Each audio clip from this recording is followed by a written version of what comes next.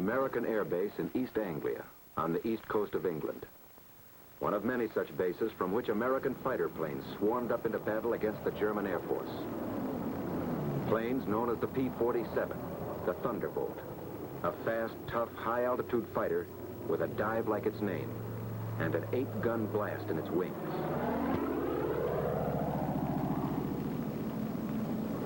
The Lightning, the P-38, master of the air in many theaters of war with its long range and concentrated firepower.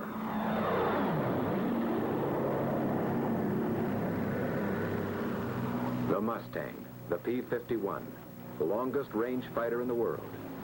Speed, fast climb, quick dive, tight turn.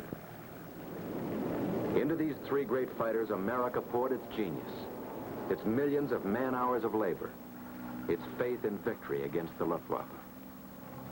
And in their single cockpits, it placed these men.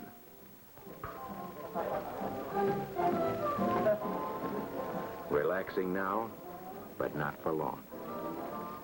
At headquarters, 8th Air Force, General Doolittle is discussing fighter protection. The 8th Fighter Command will give fighter cover, 2 targets, and back from the target.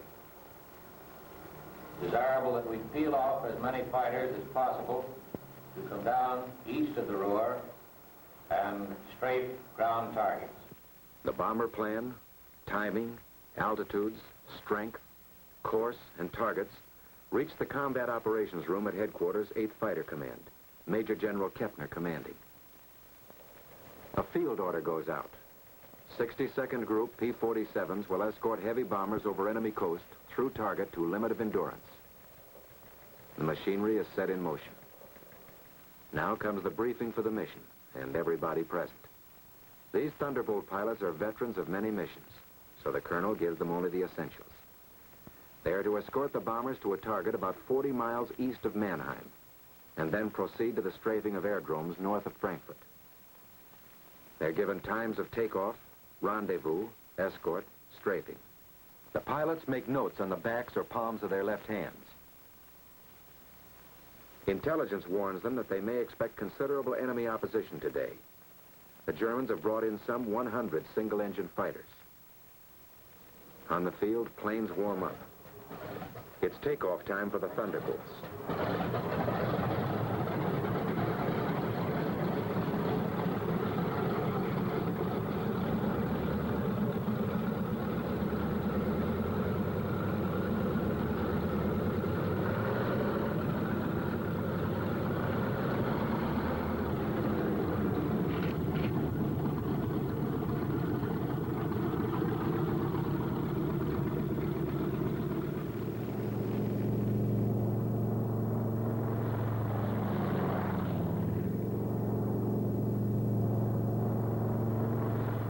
At other bases timed to the escort schedule, the P-38s get underway. And at still others, the long-range Mustangs go to keep their rendezvous with the bombers someplace deep in Germany. Somewhere out there over enemy territory, near or far, in the long route as the bombers go out and come home, each of these formations will make rendezvous at a certain point on the exact minute. The Thunderbolts climb steadily over the channel into hostile skies.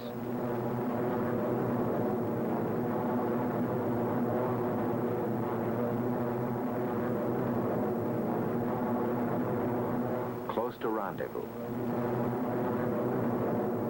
And in the distance are the bombers. Advanced formations of an armada perhaps 100 miles long. The Thunderbolts maneuver for their escort position. Each pilot searches the sky, constantly watching for the main enemy attack, which may come near the coast or deep in Germany, or hit-and-run sneak attacks by the enemy's aerial snipers.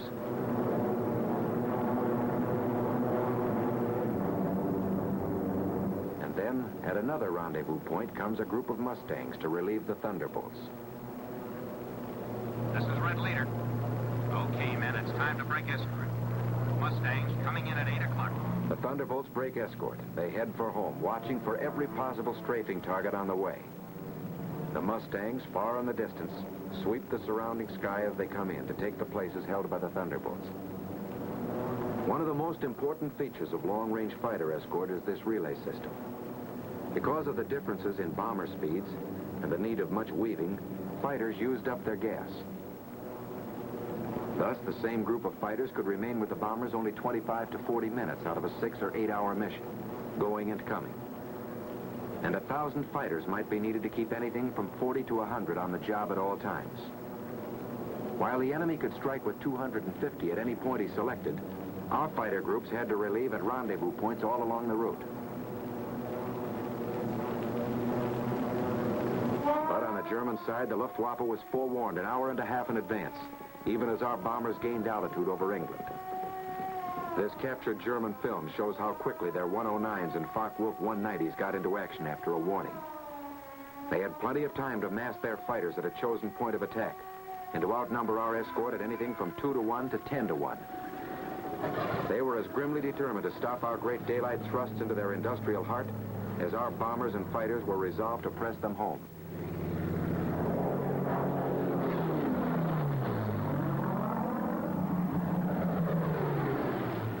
Meanwhile, deep in Germany, the group of escorting Mustangs watches every corner of the sky, weaving ahead, above, below, and all around the bombers like a screen of destroyers protecting the main fleet.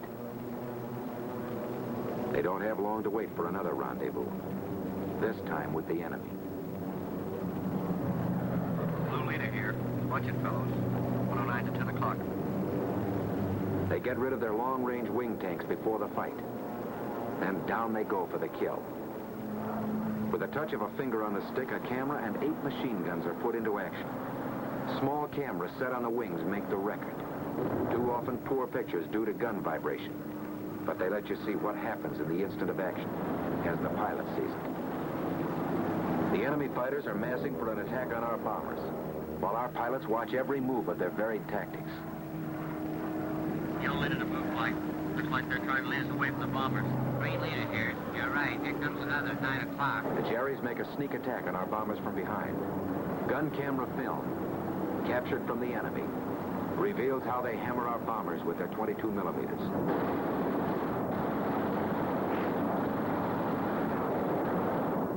A B-17 catches fire and goes down in flames. This one had half his tail shot off, but is still going ahead.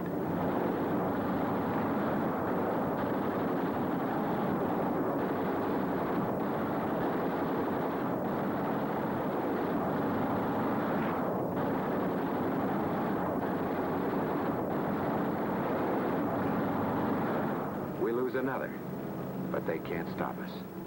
Our fighters, often heavily outnumbered, engage the enemy all over the sky. And this battle is only one of many. Day after day, month after month. Mustangs, Thunderbolts, Lightnings, against the enemy 109s and the Focke-Wulf 190s. Our fighters attack, attack, attack, 2 into 10, 6 into 50. They block the enemy's mass assaults until our victory column soars at the rate of 4 to 1. If a missed rendezvous or other misadventure, due usually to blinding weather, prevented fighter protection somewhere, the first suffered heavy losses. But no American fighter ever failed them because of enemy odds, however great. Never was a mission turned back by enemy action.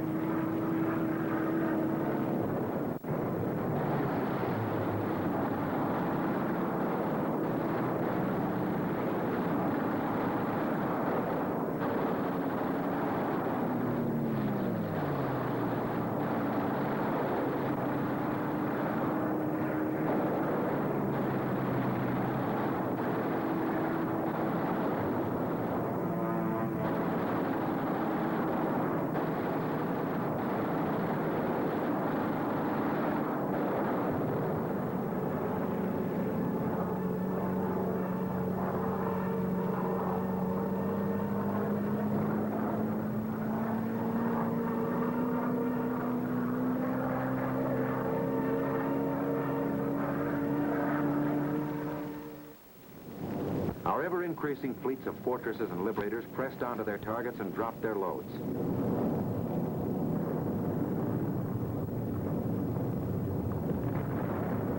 day arrived when a huge 8th Air Force bomber mission with full fighter escort was flown to Berlin and back without a challenge by a single enemy fighter.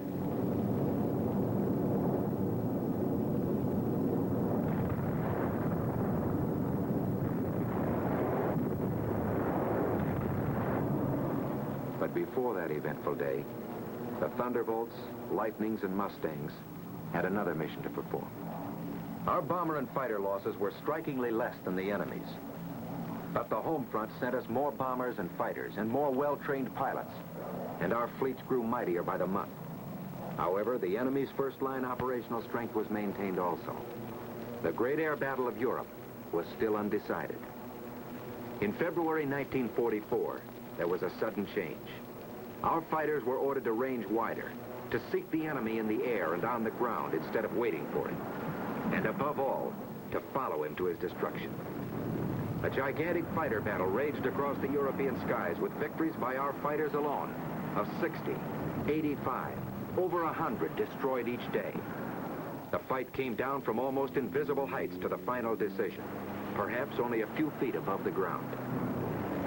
Enemy warplanes of every kind and in fantastic numbers were splashed all over the landscape of northwestern Germany and occupied Holland, Belgium, France. This was a crucial battle. Both sides were aware of the coming events with air domination itself at stake. Once again, a better cause, better planning and leadership, better equipment, and beyond everything else, the valor of our fighter pilots gave us victory. Only this time, it was decisive. So many of the enemy's aircraft exploded over his own forest and housetops, or were driven flaming wrecks into the ground. So many of his famous fighter leaders met death at the hands of our pilots that his morale was shattered. His defense plan was smashed.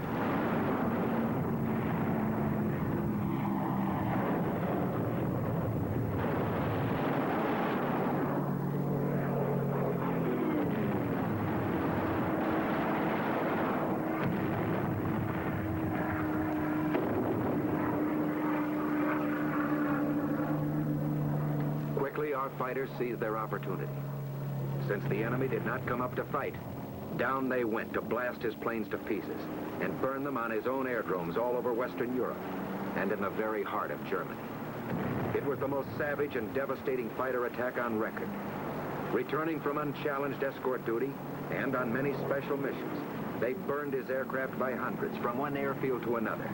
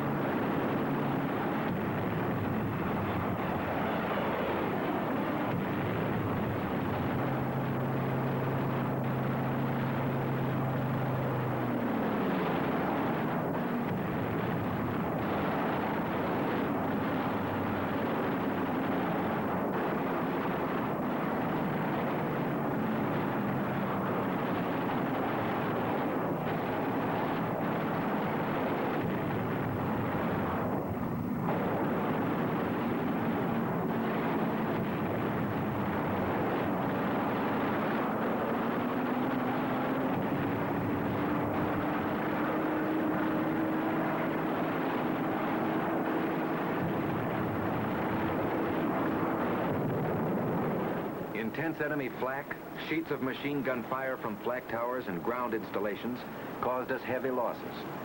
4 times as many as the same number of fighters would sustain an aerial combat. But our fighters never flinched. and by their courage, faced destruction in single-engine planes only a few feet above the ground and 500 miles from their bases, until they had smashed the heavily concentrated frontline operational strength of the German Air Force forever. Now that the sky was ours, another great opportunity became ours too. The destruction of the enemy's transportation system that fed and supplied the great armies counted on to repel the Allied invasion forces. The enemy's roads and railroads were struck with the mighty force of air power. These were tense days, crucial days, and both sides knew it. Our fighters, freed by their bitterly won victory in the air, became a dominant factor on the ground. They exploded locomotives by the thousands and burned freight cars in uncounted numbers. No train in daylight hours was safe. No target too small, even a single railroad car. No marshaling yard a haven.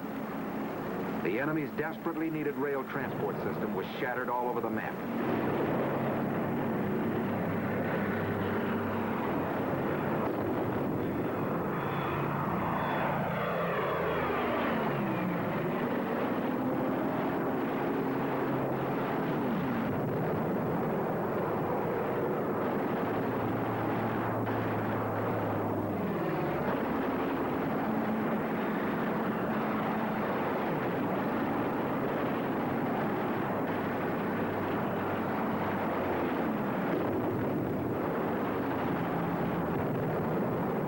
Attacked his barges.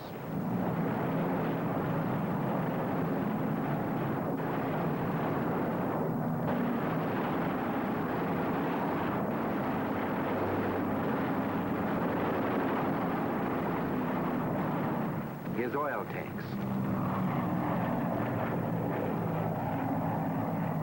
Flak towers.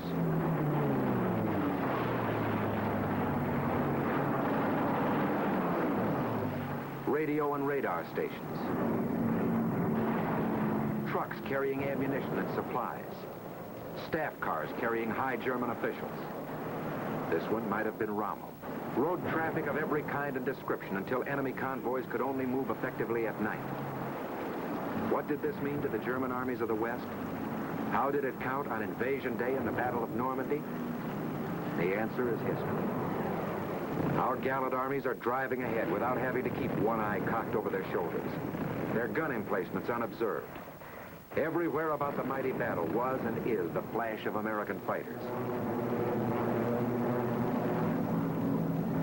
The Germans see them deep in their own sky and cringe. Our men see them above the grim fight and cheer. There are remembered names in the mess halls. Major Gerald Johnson, a crack shot. Major Goodson, gallant fighter.